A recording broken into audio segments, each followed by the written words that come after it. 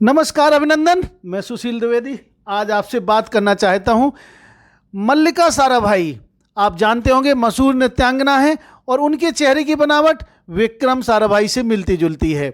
अभिषेक बच्चन एक अभिनेता हैं और उनके चेहरे की बनावट अमिताभ बच्चन से मिलती जुलती है। क्यों हेमा मालिनी और ईशा देओल एक जैसी दिखती हैं, या क्यों शर्मिला टैगोर और सैफ अली खां की शक्लों में एक जैसी झलक है। आप समझ रहे होंगे कि क्या बेतुका सवाल पूछ रहे हैं। इन सभी में एक रिश्ता है, माँ बेटी का या माँ बेटे का, या पिता पुत्री या पिता पुत्र का। आप जानते भी हैं कि प्रायः बच्चों में अपने माता पिता से मिलते जुलते लक्षण होते हैं, जैसे आंखों का रंग, बालों का रंग, नाक की बनावट या फिर शरीर की बनावट और रंग आदि आदि। क्या आप जानना चाहेंगे कि किस तत्व से माता पिता के लक्षण उनकी संतानों में पहुंचते हैं? इसके लिए आपको 100 साल से ज़्यादा पीछे चलना पड़ेगा।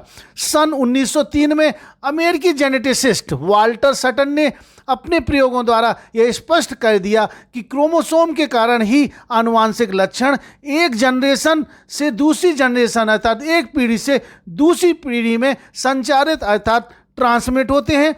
और ये क्रोमोसोम हमारे शरीर की विशेष प्रकार की कोशिकाओं के अंदर जो न्यूक्लियस पाया जाता है उसमें पाए जाते हैं। अब सवाल उठ रहा होगा कि ये कोशिकाएं क्या होती हैं।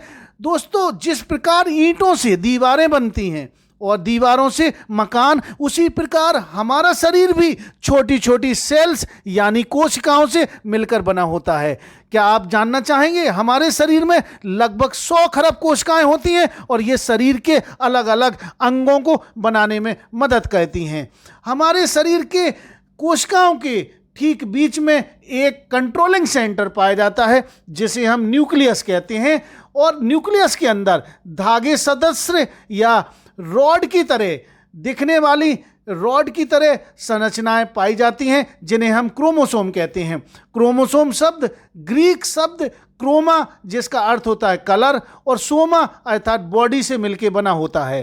क्रोमोसोम को यह नाम दिए जाने का कारण उनकी विशिष्ट प्रकार की डाई अर्थात कलरिंग एजेंट से गहरा रंग लेने की प्रवृत्ति है। क्रोमोसोम के अंदर डीऑक्सीराइबोन्यूक्लिक एसिड अर्थात डीएनए पाया जाता है और ये डीएनए हिस्टोन नामक एक बेसिक प्रोटीन से लिपटा रहता है। ये क्रोमोसोम ही होते हैं जिनके ऊपर जीन्स भी पाए जाते हैं। अर्थात हम कह सकते हैं कि जो डीएनए के छोटे छोटे सेगमेंट जो एक विशेष प्रकार की प्रोटीन को कोड करें उन्हें ही हम जीन्स कहते हैं। कुल मिला के क्रोमोसोम हमारी संपूर्ण जेनेटिक स्ट्रक्चर की जानकारी रखता है। हर प्रजाति या हर जीवधारी में क्रोमोसोम की संख्या निश्चित होती है। जैसे फ्रॉग में 26, हाउस फ्लाई या मक्खी में 12, कुत्तों अर्थात डॉग्स में 78, फल मक्खी फ्रूट फ्लाई या ड्रोसोफिला में 8, कंगारू में 16, पी या पाइसम सेटाइवम या मटर में 14, सीकेल सीरियल या राई में 14, बार्ले या हॉर्डियम वल्गेरे में 14, एलोवेरा 14, गार्लिक एंड अनियन में 16, cabbage, citrus, carrot and radish में 8, गोरिल्ला एंड चिंपैंजी में 48 और हम मनुष्यों में 23 पेयर अर्थात 46 क्रोमोसोम पाए जाते हैं। जो 46 क्रोमोसोम होते हैं ये 23 के जोड़ों में पाए जाते हैं और इनमें से 22 जोड़े अर्थात 22 क्रोमोसोम मेल और फीमेल में समान होते हैं और इन्हें समजात गुणसूत्र अर्थात ऑटोसोम्स कहते हैं। 23वें जोड़े के गुणसूत्र समान नहीं होते हैं अर्थात अंतिम 2 गुणसूत्र अलग अलग होते हैं और यही आखिरी जोड़ा या तो XX हो सकता है या फिर XY। अब चलिए हम कुछ बात बताते हैं।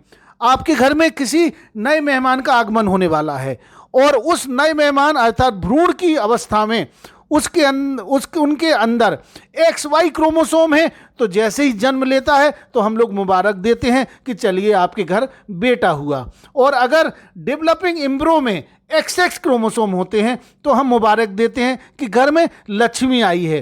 कुल मिला के आप समझ गए होंगे कि ये Y क्रोमोसोम ही होता है जो मैमल्स अर्थात स्तनधारियों में, जिनमें हम सब लोग भी शामिल हैं, में सेक्स की पहचान देने वाला गुणसूत्र होता है अर्थात सेक्स डिटर्मिनेशन के लिए जिम्मेवार केवल मेल और मेल होता है, अर्थात वाई क्रोमोसोम होता है। अब आपके मन में ये भी सवाल उठ रहा होगा कि एक्स और वाई क्रोमोसोम नाम कैसे पड़े?